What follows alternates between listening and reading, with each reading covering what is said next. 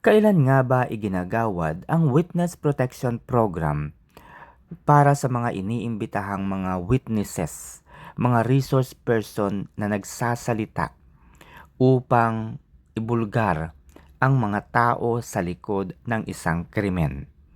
Ito ang dahilan kung bakit nagkaroon ng malaking pagtatalo sa Senado kahapon, particular na po sa Senate Blue Ribbon Committee hearing.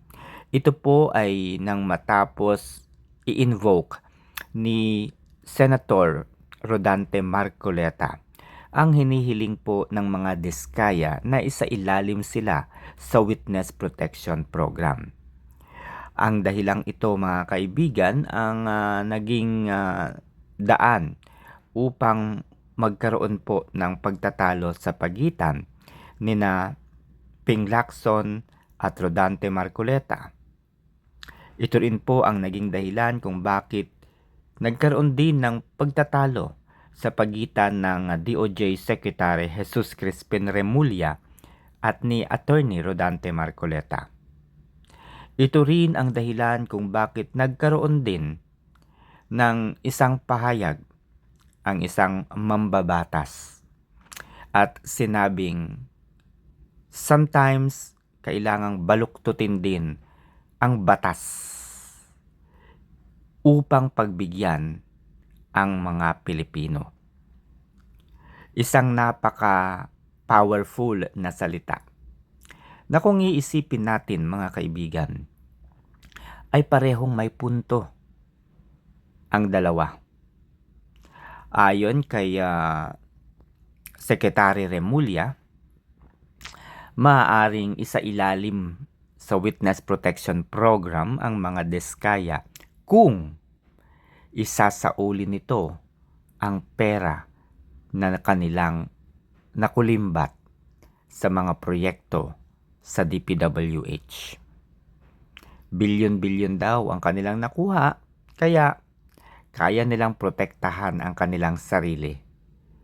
Subalit, ipagkakaloob lamang ng DOJ ang proteksyon na ito kung isasauli po ang pera na kanilang nakulimbat.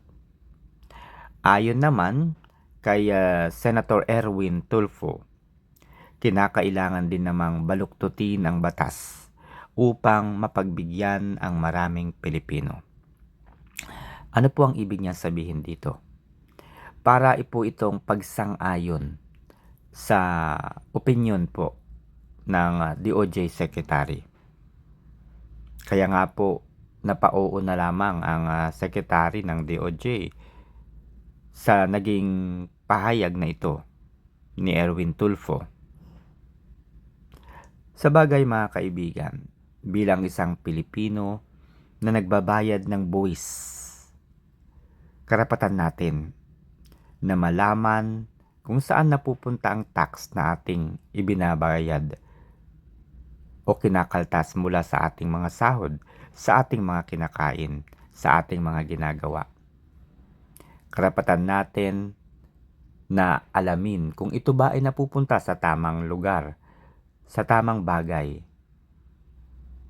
Kaya nga, sabi nga nila, this is where your taxes go. 'Di ba? So, sa napakalaking anomalya sa DPWH, dapat ay makuha ang pera na nakulimbat at ninakaw sa kaban ng bayan. Pero mga kaibigan, ito ba ay naaayon sa ating saligang batas? Meron po tayong legal maxim, dura lex sed lex. The law may be harsh, but it is the law. Ibig sabihin, mga kaibigan, ang batas ay batas. So kung hindi natin ito susundin, baka lalo tayong malihis ng direksyon. No? So, ang sinasabi naman po o ang pinupunto po dito ni Attorney Rodante Marcoleta, kaya nga po kinakailangang ilagay muna ang mga taong ito sa Witness Protection Program ay upang makasiguro sila na magiging tapat, magsasabi ng katotohanan at mababanggit ng mga witnesses na ito ang mga tao sa likod ng malaking pagnanakaw o pandarambong sa kaban ng bayan.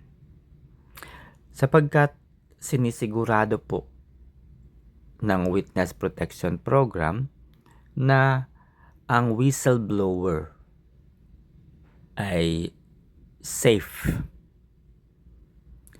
No? Dahil safe po siya, pwede po niyang sabihin, pangalanan ang mga tao sa likod ng malaking krimen. So ito po ang pinupunto ni Attorney Rodante Marcoleta. Hindi po sinasabi dito na ipapawalang sala, ipapawalang, alam nyo na, kakalimutan ang mga nagawa ng mga Diskaya. Kasi kung titignan natin, mga kaibigan, base sa mga salaysay ng mga contractors, di ba? Kagaya nga po ng Sims, ni Raya Alan Arevalo ng Wawaw Builders, at iba pa. Kung titignan natin mabuti, yes, malaki po ang kinikita ng mga contractors. But they are just being used by bigger syndicate. Ginagamit lamang po sila ng malalaking sindikato sa gobyerno. DPWH, congressman, senador. So,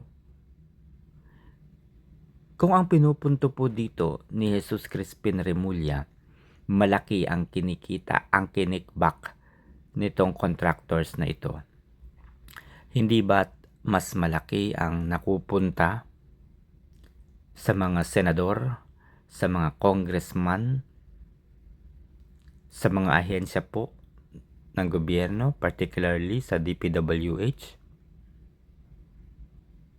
Di ba mas malaki po?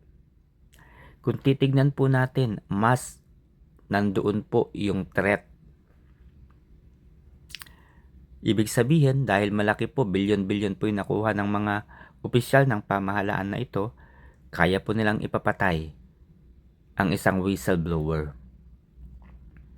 Kasi ganito yan, kapag pinatay ang mga Diskaya, sino ba ang nagturo? Ang unang nagturo kina Romualdez at Zaldico. Di ba ang mga Diskaya? Very powerful ang revelasyon na ito ng mga Diskaya. Okay? Kung ang layunin lang naman, kung ang, alam nyo na, kung ang opinion lang naman ni Remulla ay isole muna ang pera bago isailalim sa Witness Protection Program, bakit si Bryce Hernandez? Hindi ba bago ilagay din sa Witness Protection Program si Bryce Hernandez ay isole niya muna lahat ng kanyang mga kayamanan? Ganito kasi mga kaibigan. Si Attorney Rodante Marcoleta, si Senator Rodante Marcoleta ang dahilan kung bakit naengganyo niya, napilit niya na mapagsalita ang mga Diskaya. At dito nga ay nabulgar ang partisipasyon ng isang Zaldico at ng isang Martin Romualdez. Siyempre, kinakailangang protektahan ang Kongreso. On the other hand, the Congress invited Bryce Hernandez. Dahil naman kay Bryce Hernandez, naipit naman sina Senator Jinggoy Estrada Joel Villanueva. Ngayon nga po ay nasama na din po si Bong Revilla. Ano po ibig natin sabihin dito? May kanya-kanya silang manok. 'Di ba? May kanya-kanya silang manok. While Senator Rodante Marcoleta exposed Martin Romualdez and Zaldico,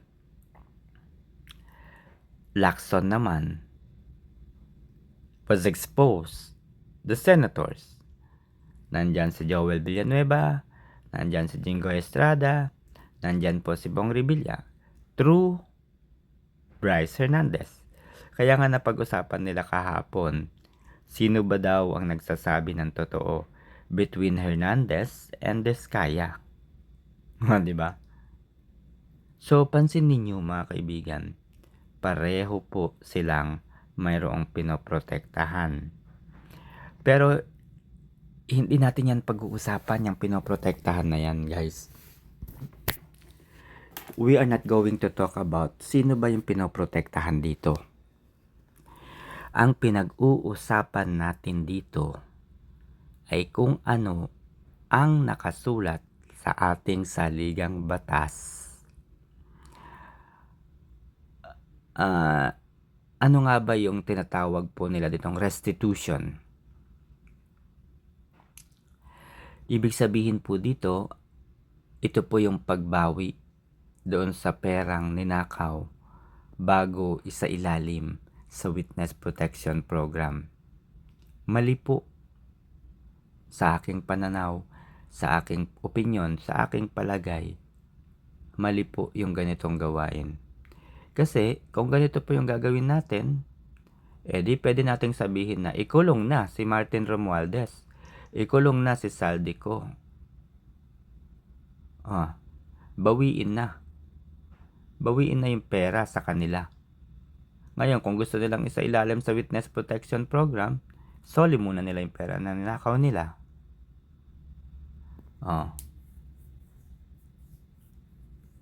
Parang sa mga congressman na pumirma sa impeachment complaint against BP Sara, para hindi kayo madamay sa 150 million na binayad sa inyo, soli nyo muna and we call it quits.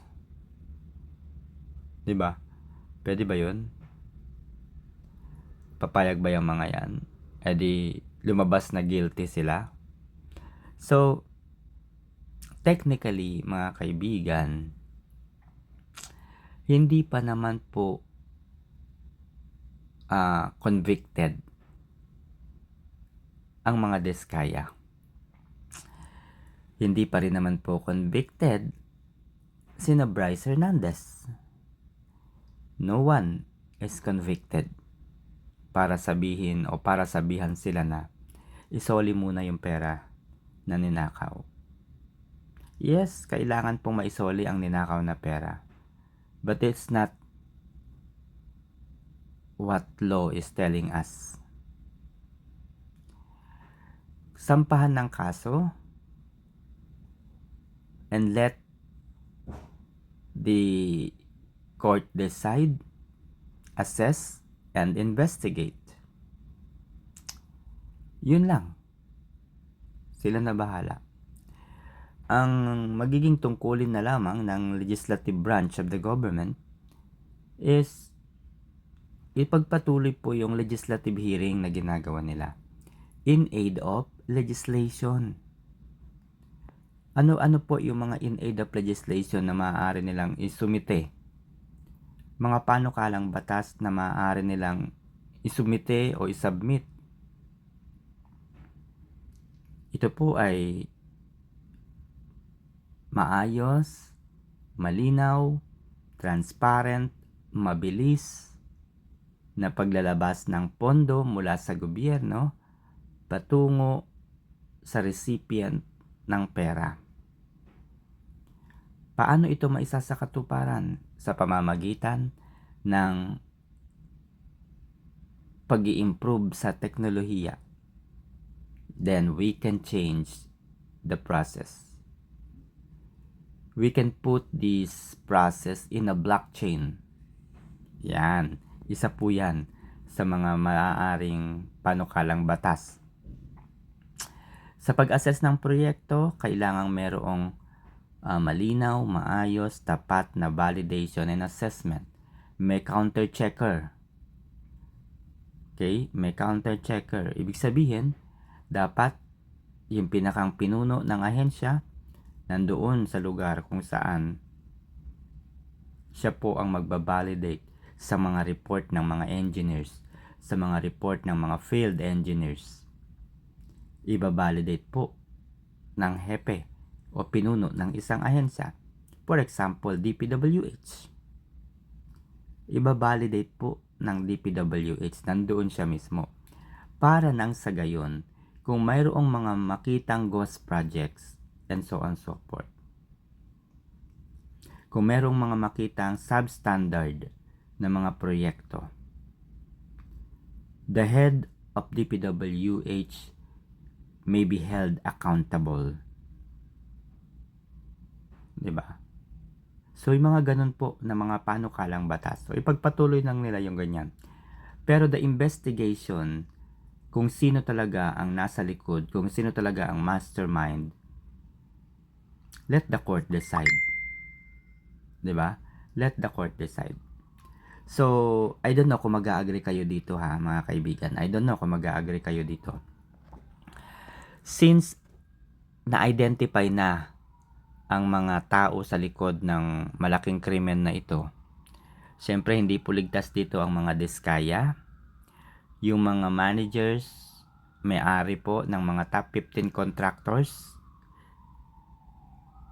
lahat po ng mga DPWH involved, kasama po si Cabral, Catalina Cabral, pababa po hanggang kay Bryce Hernandez, Henry Alcantara, lahat po ng DPWH na involved, Manuel Bonoan, yan, kasama po dapat yan sa dapat kasuhan.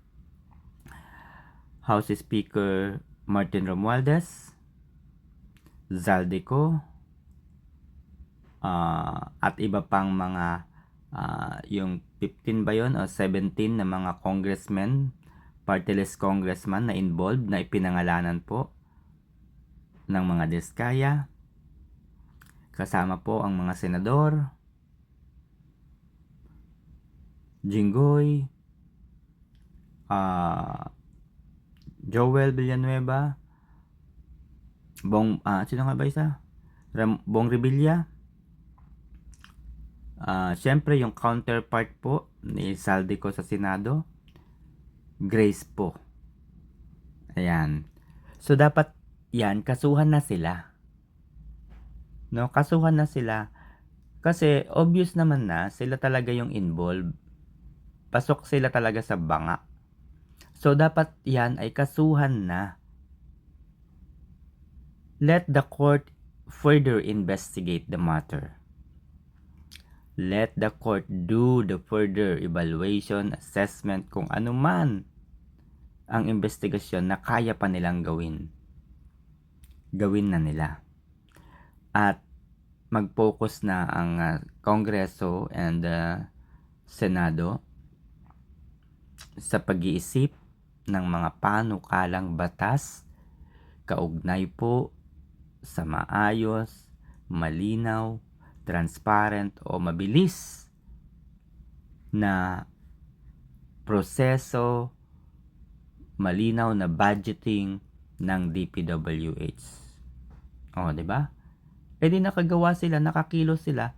Kaya gagawa pa ng independent commission na bawal naman sa ating saligang batas. Hindi naman na kinakailangan ng independent commission eh. Kasi ibinulgar na ng Pangulo yung top 15. Nagkaroon na yung Kamara ng investigasyon. Nagkaroon na rin yung Senado ng investigasyon. Tapos meron pang independent commission, babalikan lang niya. Waste of money. Waste of money, waste of time and effort. May gastos po yan, imposibleng wala. Saan kukuha ang Pangulo ng ibabayad kina Magalong at iba pang mga miyembro ng Independent Committee? Saan kukuha ng pondo si President para sa mga travel, inspection? Siyempre mag-hire yan ng mga engineers, mag-hire yan ng mga, alam nyo na, susuri doon sa flood control infrastructure na yun. Mag-hire ng mga expert. Habang itong mga pinuno o mga miyembro ng Independent Committee, nakapokus sila sa documentations. Nakapokus po sila sa investigating documents. Pero yung mga physical assessment, they have to hire an engineer. So gastos. Ganon din po sa Kongreso. Ganon din po sa Senado. So, ayun guys, no, ang daming mga topic. Ang tanong natin dito, saan o sino yung mas merong sense yung pinupunto dito?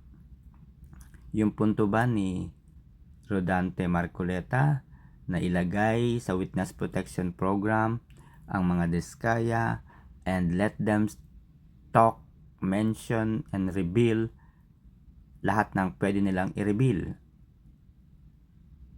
O yung kay Lacson na investigate, idiin. Wala. Yun lang. Idiin lang ng idiin ang mga senador. So, para sa akin, no, bagamat halos 2 dekada na po sa Senado itong si Ping Lacson, wala pa naman ako nakikitang achievement niya sa politika. So, kayo na guys ang bahalang humusga.